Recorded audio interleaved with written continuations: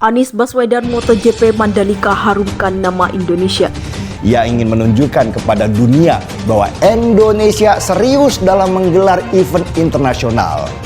Sebagai catatannya, Indonesia membayar komitmen fee sebesar 143 miliar rupiah kepada panitia penyelenggara MotoGP per satu musim. Jauh lebih kecil dari Anies keluarkan uang 560 miliar rupiah untuk satu kali penyelenggaraan Formula E. Sudah bayar fee-nya lebih kecil, tapi gaungnya event jauh lebih besar daripada Formula E yang baru seumur jagung. Melihat sirkuit Mandalika yang dibangun sejak 2018, saya jadi bertanya-tanya, gimana ya caranya Anies membangun sirkuit Formula E? MotoGP berapa, Formula E berapa, Formula E di mana, nilainya berapa, ini berapa tahun. Jadi kita berkeinginan sekali jangan sampai apa yang sudah kita bangun di Jakarta ini itu hanya menjadi pengetahuan kita. Kita malah ingin Jakarta itu menjadi salah satu kota yang dirujuk dunia. Jadi kenapa kita mau menyelenggarakan seperti event Formula E? Jadi stadion juga stadion bertaraf internasional. Sirkuit Mandalika aja dibangun dalam waktu 3 tahun.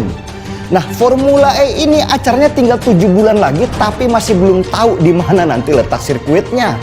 Apa cukup waktu sekian bulan untuk bangun sirkuit?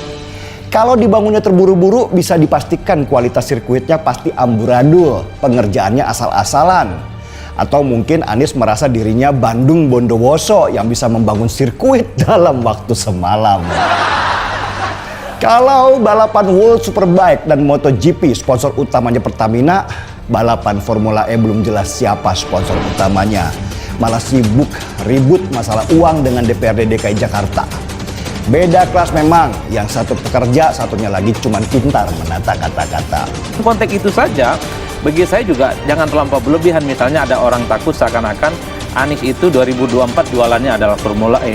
Bagi saya sejauh ini pergerakan elektabilitas Anies juga tidak naik dan tidak turun. Mestinya ya kalau orang bicara tentang ada insentif positif ataupun negatif tentang Formula E, dari 2019 sampai sekarang migrasinya sudah mulai keluar. It's good, it's nice, a bit short for us, but so nice to ride. But the race it will be completely different than the test because they re-asphalt some corners. We will have different tires, so I think everything will be different from the test. But this is the racing mode.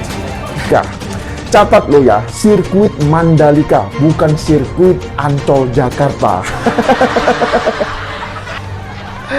Tapi entah kenapa setiap kali saya bicara soal sirkuit Mandalika, misalnya ketika saya memposting berita kedatangan pembalap MotoGP melalui akun Instagram atau Twitter pribadi saya, tiba-tiba banyak sekali netizen yang menanyakan soal sirkuit Formula E coba. Ada saja netizen ini mancingnya.